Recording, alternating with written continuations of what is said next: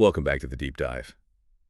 Today, we're taking a close look at a concept that I think is universally understood, but maybe rarely analyzed with the kind of rigor it really deserves. We're diving into the architecture of the closet. Now, when we typically hear that phrase, well, we often jump straight to its most common context, sexual orientation, maybe gender identity.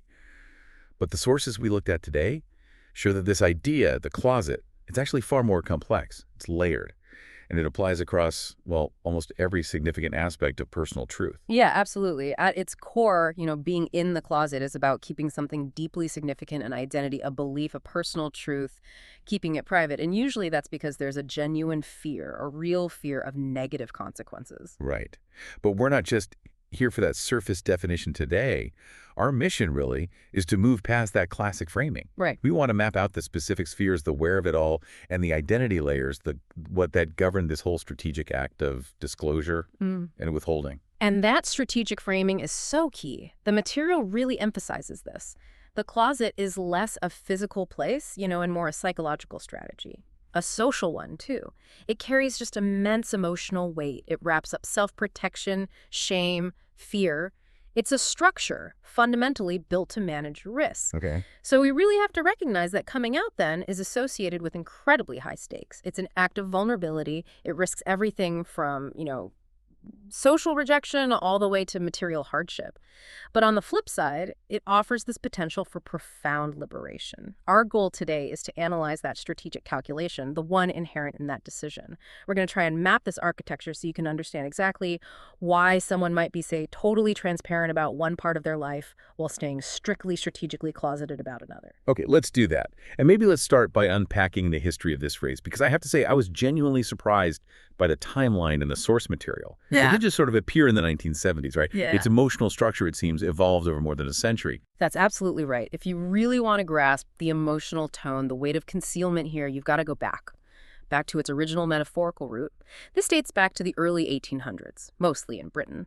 The phrase was a skeleton in the closet, or sometimes in the cupboard. Yeah, we still use that phrase today. It means like a shameful, hidden family secret, something tucked away. Exactly. And that phrase established the immediate emotional scaffolding. The closet, etymologically speaking, it started as a container for shame, for secrecy, something hidden from public view that, if it got out, would cause reputational ruin.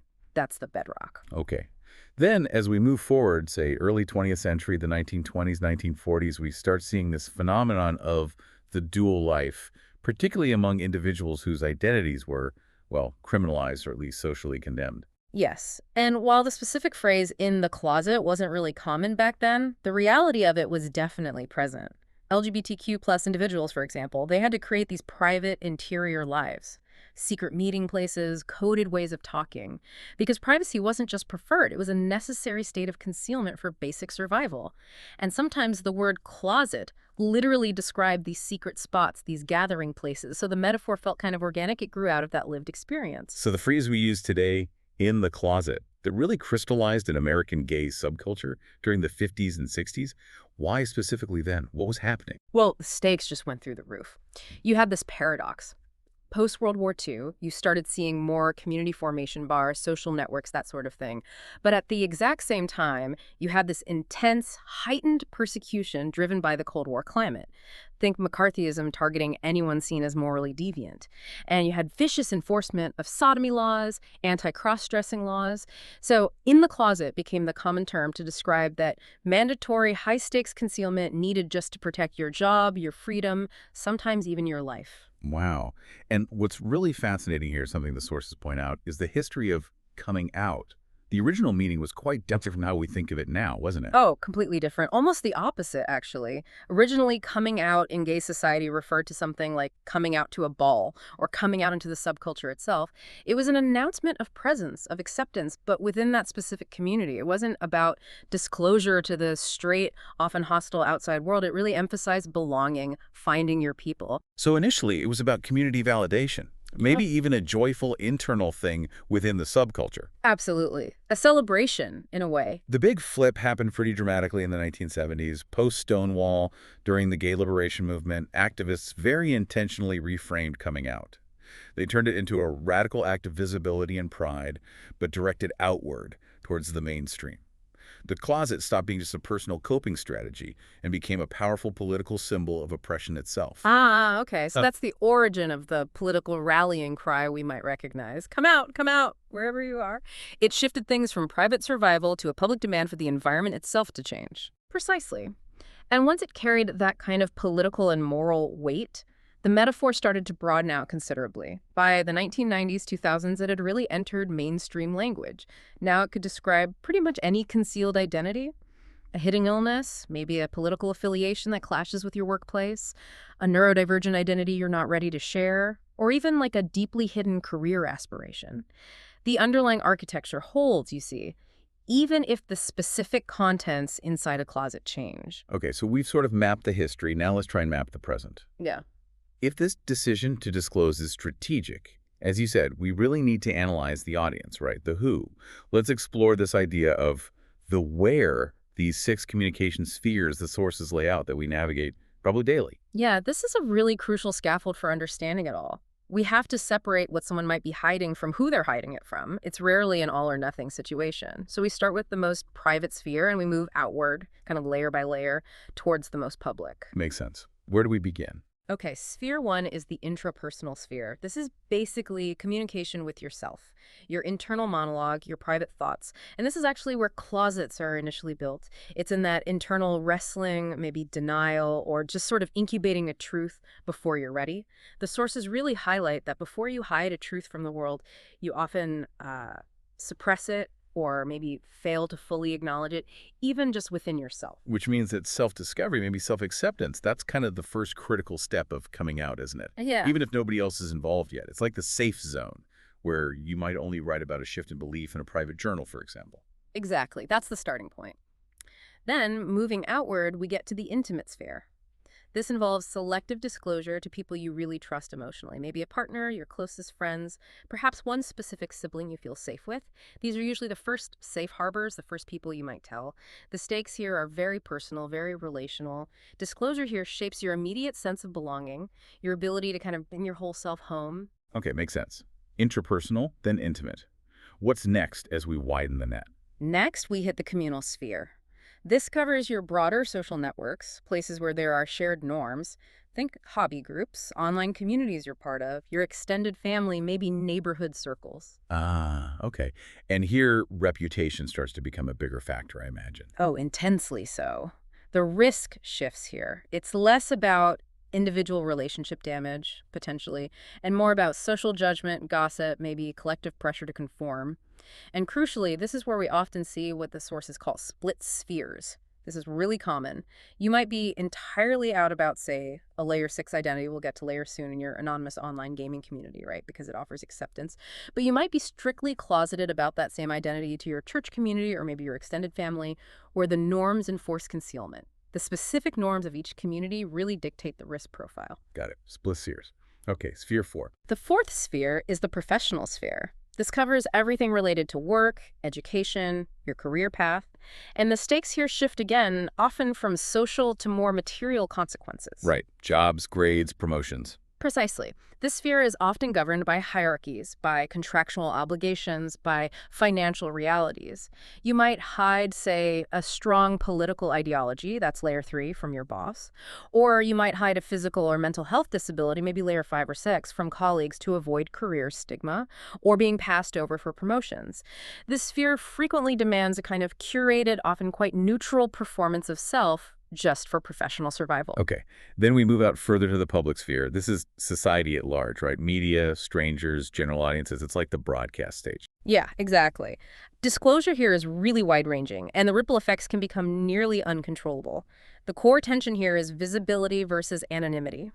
Now, public coming out, especially for people with some kind of platform or influence, it can be a really radical act, representation, empowerment, but it instantly exposes you to potential widespread harassment, trolling online, and also being locked into these really fixed narratives. You know how the media can simplify a complex identity down to a single, easy headline? Yeah, definitely. Okay, and finally, there's this modern addition, one that forces a whole new level of caution. The metasphere. What exactly is that? Right. This is the sphere covering your digital footprint, algorithmic surveillance, data archiving, and maybe even future audiences you can't anticipate yet. So how is this really different from the public sphere? Isn't it just the public sphere, but digital?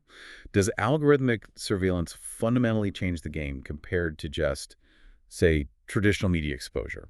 That's a really critical distinction to make. The metasphere is different primarily because it often lacks context and, crucially, consent in the way disclosure happens. In the public sphere, you generally make a conscious choice to broadcast something. You write the article, you give the interview, you post the tweet. The metasphere, however, often discloses information about you without your explicit permission, based on algorithmic analysis of fragmented data points. For example, a search engine's algorithm might deduce your political affiliation, or maybe even a health condition, based on your browsing history or online purchases. It might effectively out you to advertisers or potential employers doing background checks, using data points you didn't consciously connect or intend to reveal as part of your identity. So the strategy shifts. It's not just about careful broadcasting anymore. It becomes about proactive data hygiene, trying to manage traces you might not even know you're leaving. It's much less controllable. Wow. Okay. That distinction really highlights the burden of modern self-protection, doesn't it? So the key takeaway from these spheres seems to be that closets are really dynamic. They're sphere-specific. It requires this constant negotiation depending on where you are and who you're with. Absolutely. Authenticity becomes phased, becomes contextual. It's not a single switch you flip. All right. So we've mapped the where. Now let's move to the what. The sources use this onion model analogy, which I found helpful. Layers of identity capturing depth and the risk involved in gradual revelation. Let's try and peel back these layers starting from the outside, the surface. Okay. So we begin with layer one, outwardly apparent identities. You called it the skin earlier. That's a good way to think of it. This includes things people can easily perceive just by looking at you or interacting briefly, your physical appearance, how you dress, maybe your accent, a visible job title like on a uniform. This forms the basis of immediate judgments, those first impressions, and stereotypes. Right. And importantly, you can be actively closeted even at this layer, can't you? Like Right. trying to hide something apparent. Exactly. For instance, someone who is actively masking their neurodivergence in a social situation, or perhaps a trans person who hasn't physically transitioned yet. They might be actively concealing their layer 6 truth by performing or reinforcing a perceived layer 1 identity that feels fundamentally false to them. So even the surface can involve concealment. Okay. Peeling inward, what's layer 2? Layer 2, socially shareable facts and preferences. Think of these as the low-stakes details we use to build rapport. Hobbies, favorite foods, basic personality traits like I'm an introvert, maybe casual aspirations. This layer feels generally pretty low risk, right? And highly curated. We choose what to share here to build social bonds without getting too vulnerable. Most people are probably out at layer 2 across almost every sphere. That's generally true, yes. It's the grease in the social wheels. But then we get to layer 3, cultural and ideological identities. And this is where things can start to become more contentious.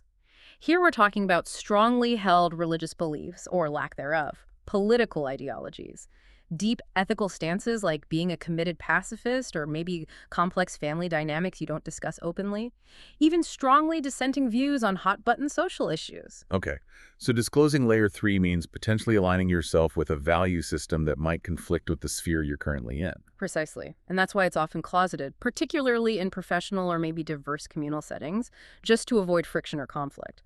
Imagine being, I don't know, a very vocal anti-capitalist at a high-level corporate strategy meeting. The potential for conflict is inherent in the ideology itself in that context. Right. Okay. Layer 4. This requires more trust, you said. Yes, layer 4 is about personal aspirations, desires, and the creative inner world. These are often ambitions that haven't been realized yet. Dreams like wanting to completely change careers or writing a novel in secret. It could also include non-traditional lifestyles, maybe involvement in niche subcultures that aren't widely understood, or creative projects you're passionate about but aren't ready to share. And why do people closet layer 4? Is it fear of judgment? Often, yes, fear of ridicule, or maybe specifically the fear of being seen as failing before the goal is even achieved. You might hide that you're writing a novel because, like you said, you don't want to face the question, so, is it published yet for the next 5 years? Sharing this layer requires vulnerability because it reflects your authentic, self-directed goals and dreams, which haven't been validated by external success yet. Makes sense. Deeper still. Layer 5. Deeper still is layer 5. Self-beliefs, inner conflicts, and private histories. Now we're getting into the psychological core.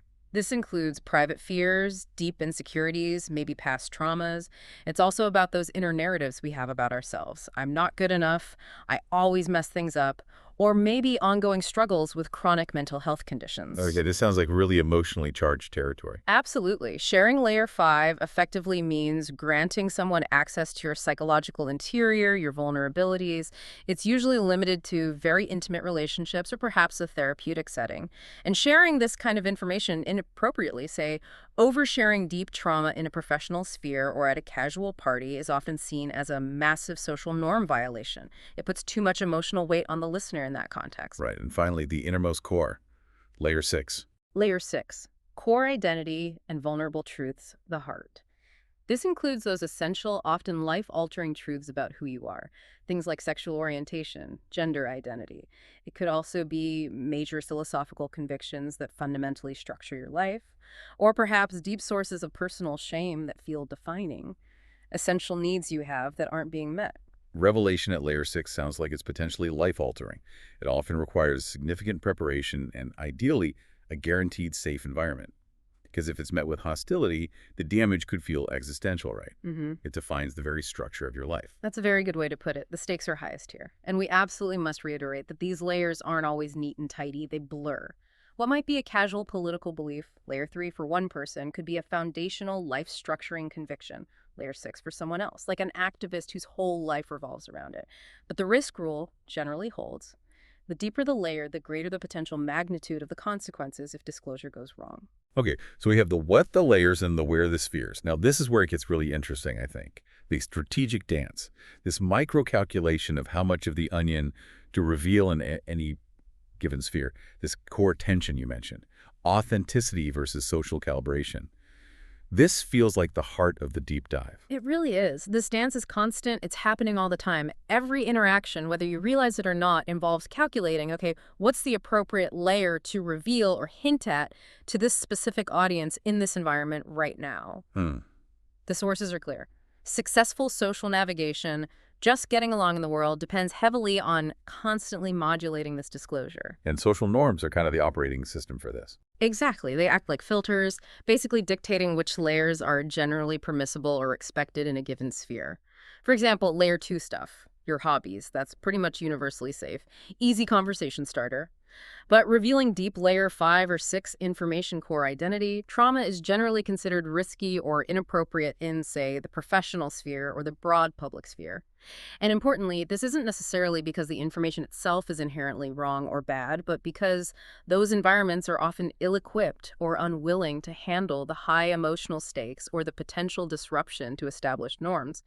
You end up being judged not just on the information, but on your compliance with that sphere's boundary expectation. Okay, and the tone we use, how we say something that acts as a critical regulator too, right? Controlling the depth and clarity of the disclosure. Absolutely critical. Tone is like the dimmer switch on the light bulb of disclosure. So, for example, if you're going to float a potentially controversial layer 3 topic, maybe a strong political view in a communal sphere where you don't know everyone's stance, using a light and playful tone can soften it. It presents it more like a casual opinion, maybe, not a life-defining crusade. It's like an exploratory peel of the onion, testing the waters. Precisely. Conversely, if you have to present some layer 3 information in a professional setting, maybe it's relevant to a project, choosing a neutral and factual tone is usually the strategic move. You frame it not as a personal confession of identity, but maybe as necessary background context. Something like, based on my previous volunteer work in X community, I tend to view this policy issue Y way. It helps protect you from accusations of bringing too much personal baggage or inappropriate ideology into the workplace. And then there's the really subtle stuff. The use of coded or ambiguous tone. This sounds like the ultimate tool for someone who is selectively out. It really is a masterful art. This involves using inside jokes, maybe specific cultural references that only some people will get, or even subtle body language cues. The goal is to let those who are in the know hear the layer 6 truth, or at least suspect it, without explicitly disclosing it to a potentially hostile audience that might be right there in the same room. It allows you to be effectively out to one person while remaining technically closeted to another, sometimes within the very same conversation, even the same sentence. It's incredibly sophisticated. Wow. And the consequences of getting this calibration wrong, of failing to read the room or the sphere correctly, they can be pretty stark, can't they? Oh, definitely. Violating these unspoken norms usually results in immediate social friction, if not worse. Oversharing deep trauma, layer 5, at a casual communal dinner party doesn't just make people feel awkward, it forces them into an intimate emotional zone they weren't prepared for and likely didn't consent to entering. It can feel violating and revealing strongly held layer 3 beliefs in a professional sphere that prides itself on, say, political neutrality, that can lead directly to career stagnation, being subtly excluded, or even overt backlash. So this strategic dance is really an act of high-level emotional intelligence, isn't it? It's about adaptive belonging, trying to be true to yourself without being unnecessarily reckless, matching the depth of disclosure to both the level of trust in the relationship and the potential consequences within that specific sphere. That sums it up perfectly. It's a constant balancing act. Okay, let's make this even more concrete. Let's apply this framework to some specific identity struggles.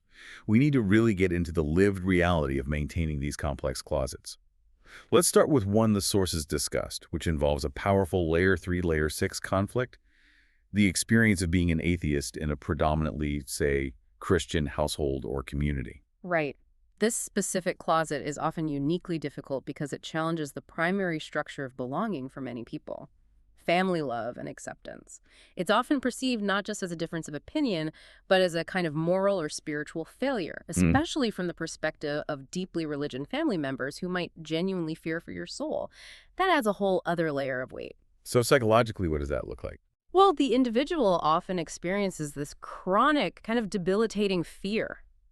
Maybe not fear of violence, but the fear of causing deep disappointment, of rejection, of losing that core connection. And this fear can be constant, cropping up during every shared holiday, every family prayer before a meal, every casual mention of church. It demands significant internal compartmentalization. The person might have to maintain a performance of religious conformity at home, maybe going through the motions, while living authentically as an atheist in all their other spheres. This creates a profound sense of identity fragmentation. The sources note this frequently manifests as internalized shame, feeling like you are the problem, the bad child, even if intellectually you completely reject the religious doctrine itself. And this psychological strain extends into the cultural conflict too, right? Feeling like an outsider within your own family's culture. Absolutely. You're suddenly outside the main cultural script of your own family. This means navigating incredibly complex intergenerational expectations. Things like maybe pressure to baptize your own children or the constant loving but insistent hope that you'll eventually return to the fold. It also involves practical things like managing holidays that are deeply tied to religious observance, figuring out how to participate without feeling like a complete hypocrite. And there's often this deep cultural loneliness, being physically in the culture, sitting right there at the Thanksgiving table, but feeling fundamentally not of it. Imagine even navigating shared financial decisions, like whether the family contributes to the church, when you fundamentally disagree with the institution's entire purpose. It's an exhausting, constant, low-level negotiation. So personally, the strategy often becomes silence. Silence becomes the primary, often necessary strategy for survival and relationship preservation. You become an expert at dodging theological conversations, giving vague answers about how you spent your Sunday morning, maybe fabricating a busy schedule to avoid attending services you don't believe in. And it's crucial to understand this constant emotional labor, this strategic withholding, it's usually not deception aimed at malice. It's often an act of profound, if painful, care, trying desperately to preserve essential family bonds that feel incredibly fragile. Which brings us to the philosophical tension here. It forces this conflict between radical authenticity, living your truth openly, and maintaining harmony, keeping those family bonds intact. Exactly. The question isn't just about simple truth-telling. It becomes a complex moral calculation. Do you owe honesty to others if you genuinely believe that honesty will cause them significant, perhaps unrecoverable pain? Or if it forces them into an impossible choice between you and their deeply held faith? For many people navigating this, the strategic silence feels like justified self-care, and maybe even care for the family unit, however strained it might be. Let's shift to the second major example, homosexuality. This is often seen as the historical blueprint for the modern concept of the closet, deeply rooted in systemic oppression and the need for survival. Right. The psychological consequences of this closet are perhaps the most extensively documented and discussed. Internalized homophobia, often absorbed from a hostile surrounding culture, can lead to this deep identity-based shame, that core belief, I am bad, or something is fundamentally wrong with me. This often requires extreme psychic splitting. The individual might find themselves constantly policing their own gestures, their tone of voice, their interests, even their friendships to avoid giving themselves away. The sources describe the chronic microstress involved in just navigating a world that operates entirely on heteronormative assumptions where your reality is constantly invisible or needs to be hidden. And culturally, heterosexuality is presented as the default script, the norm. So the closet functioned, and in many places still functions, as a literal survival mechanism, especially in religious or socially conservative contexts. This led directly to the development of those sophisticated codes and slang you mentioned earlier, that tone technology within subcultures. Can you give us another example of how that coding might work in practice? Sure. Historically, especially when same-sex relationships were actually criminalized, communication had to be incredibly careful. A partner might be referred to publicly using only gender-neutral terms or introduced simply as a roommate or a very close friend. Meanwhile, the language used internally within the community, which represents Layer 6 disclosure among trusted peers, would be explicit and affirming. Or people might use specific, subtle references, maybe to a particular writer, artist, or even a neighborhood known to be welcoming, that would be instantly recognizable as a signal to other insiders, allowing communication of that Layer 6 identity within the communal or even public sphere without alerting a potentially hostile gaze. It was truly a language born of necessity. And personally, the negotiation must be agonizing. How do you manage a secret partner long term? How do you decide which layers of your shared life, your relationship, to reveal to which relatives, if any? How do you even grieve a breakup or celebrate an anniversary properly when you can't acknowledge the relationship's true nature publicly? The burden seems to be one of constant, detailed, exhausting negotiation of reality itself. It is, and philosophically, the very existence of this kind of closet becomes a defining symbol of oppression. It forces the individual into this ongoing dilemma, weighing strategic withholding as potentially justifiable self-care against a growing political and personal imperative to live openly and challenge the structures that demand hiding. Ultimately, the goal of movements like deliberation wasn't just individual coming out, but dismantling the hostile social environment that necessitated the construction of that strategic closet in the first place. That's a crucial point. And it's important to remember, as the sources discuss, that people navigate this differently, right? There isn't one right way. Absolutely not. The sources talk about differing trajectories. Some people find a sense of peace, or at least stability, in a permanent closet, deciding that safety, predictability, or preserving certain relationships outweighs the benefits of visibility for them. Others adopt selective outness, carefully choosing which spheres and which people to disclose to. Many go through a process of gradual peeling, revealing more layers over months, years, or even decades as their circumstances or feelings change. All these patterns, and others like developing hybrid identities, reflect a unique and, importantly, a valid balance that each individual strikes between managing risk and pursuing authenticity based on their own context and needs. Okay, let's move now to a specialized closet that introduces some unique logistical and existential challenges. The trans closet. The sources highlighted the central tension here being that potential gap between layer 6, your inner core gender identity, and layer 1, your outward physical presentation, or how society perceives you based on appearance. Right. The unique challenge here often is active misrecognition. Unlike, say, an atheist who might be able simply to remain silent on the topic of religion, a trans person prior to, or sometimes even during or after, transition is often constantly perceived and referred to as a gender they are not. This ongoing dissonance between your inner truth, layer 6, and how the world sees and interacts with your outer appearance, layer 1, can be intensely painful, invalidating, and incredibly difficult to manage across all the spheres we discussed. This brings up a really powerful question for many, I think. Can a person actually come out as trans without medically or legally transitioning? Is that valid? The sources and lived experience say absolutely yes. Coming out fundamentally is about stating your identity. It's saying, this is who I am a woman, I am a man, I am non-binary. That declaration is not and should not be dependent on physical changes or legal documents. Identity precedes transition. But the risk factor is amplified, isn't it? If you come out without that visible transition. It often is, significantly. coming out without that visible alignment between layer 1 and layer 6. And remember, transition can be delayed or impossible due to cost, safety concerns, lack of medical access, legal hurdles, or just personal choice often increases the emotional labor exponentially. It can lead to persistent misgendering, even by well-meaning people. It can lead to constant invalidation, people saying things like, but you don't look trans. It often requires constantly educating others while simultaneously battling the perceived reality presented by your layer 1 appearance. So the strategic decision becomes incredibly difficult. Do I endure the pain and silence of the closeted life, or do I endure the pain and invalidation of the partially out or non-visibly transitioned life? Neither option is easy. That puts it starkly. Okay, let's switch gears to the most extreme end of the spectrum discussed in the sources. The illegal behavior closets. These seem fundamentally different. They are fundamentally different, yes.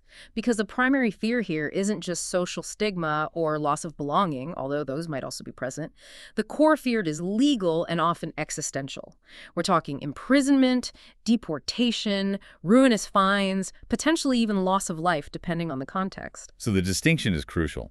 Identity closets often revolve around fear of judgment and losing connection, while these closets revolve around fear of the state or maybe organized hostile entities. The withholding isn't just social strategy, it's tactical defense. Exactly. And the sources break these down to a few categories. There are crimes of status, where simply existing in a certain state is criminalized, like being an undocumented immigrant. There are hidden histories, like concealing a past felony conviction that could jeopardize current employment or housing. There's ongoing behavior, like participating in black market economies out of necessity. And historically, and still in some places, there were and are crimes related to identity, like the criminalization of same-sex sexual activity or gender expression.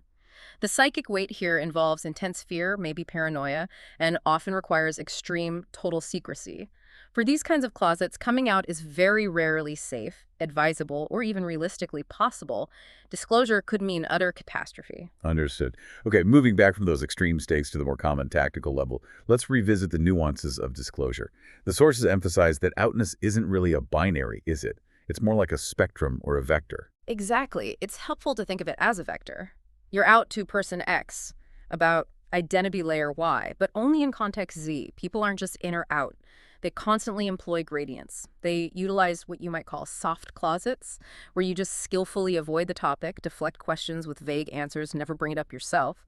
And then there are hard closets, which involve actively fabricating a detailed cover story, maybe even creating an entire false persona or backstory to manage the threat in a particularly high-risk sphere, like maybe an undercover investigator would. And we circle back to that sophisticated tool of code switching or tone technology, using ambiguity deliberately. Right. This involves using language that has multiple meanings, or maybe physical cues that communicate the layer 6 truth only to insiders who share the code. It could be a subtle reference to a specific queer cultural icon, a slight change in attire that signals something to those in the know, or an inside joke that means nothing to the wider audience but speaks volumes to someone else in the room. These are all tools of highly selective revelation and allows the right audience, the safe audience, to hear the truth without broadcasting risk to everyone else present.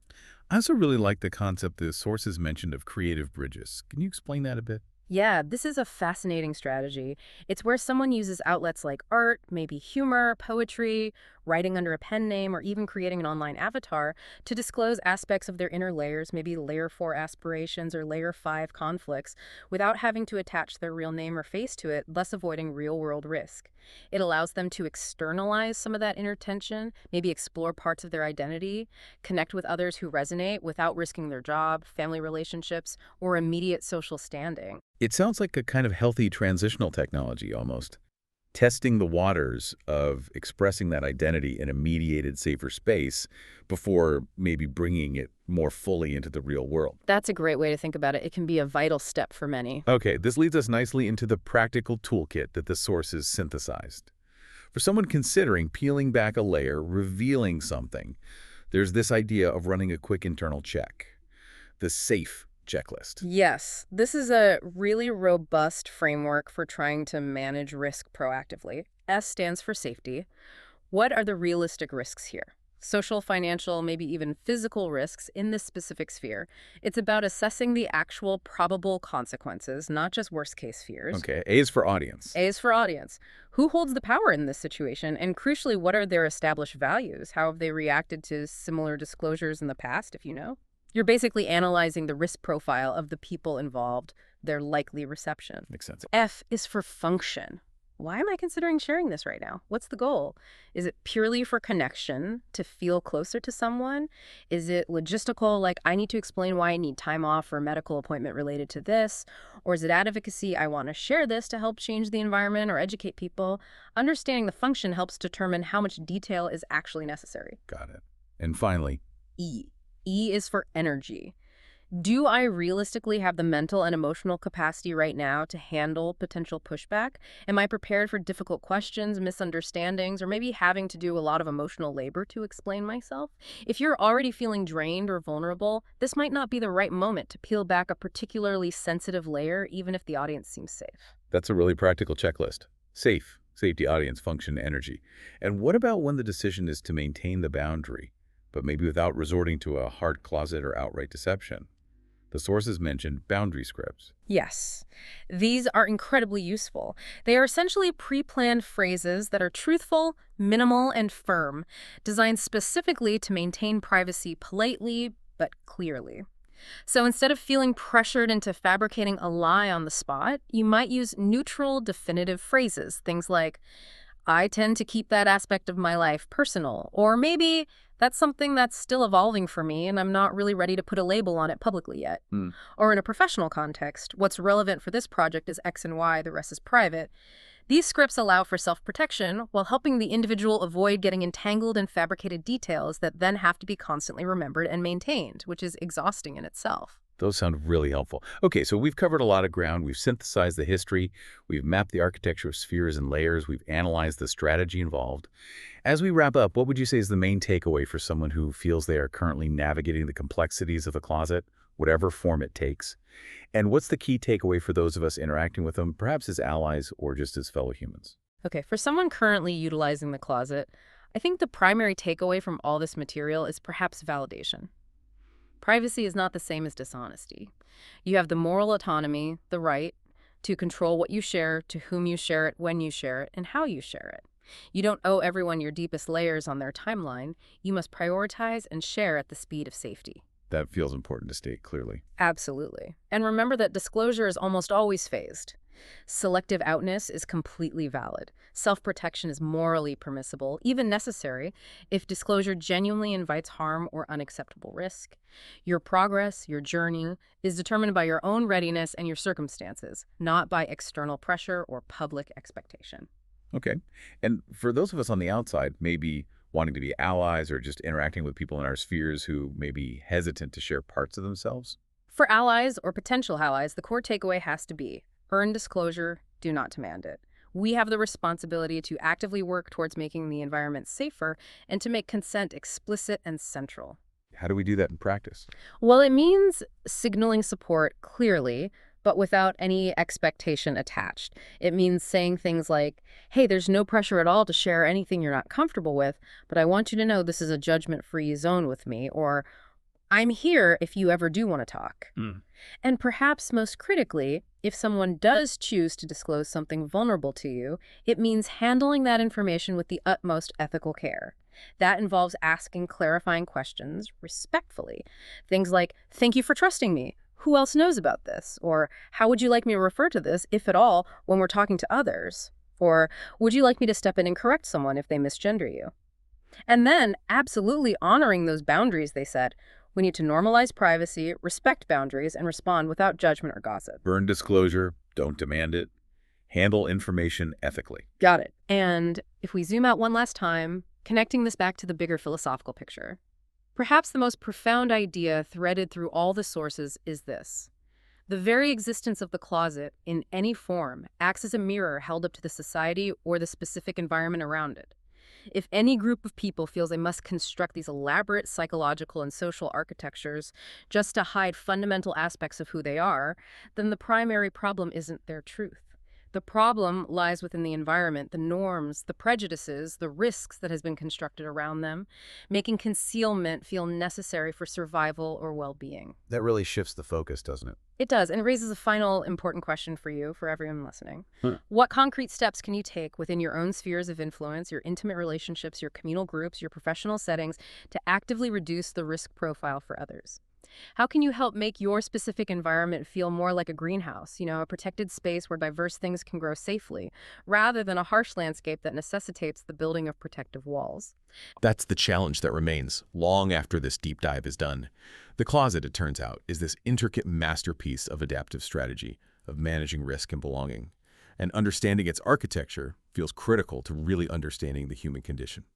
Thank you so much for walking us through that complex landscape, and thank you, our listeners, for joining us for this deep dive into the strategic world of identity and disclosure.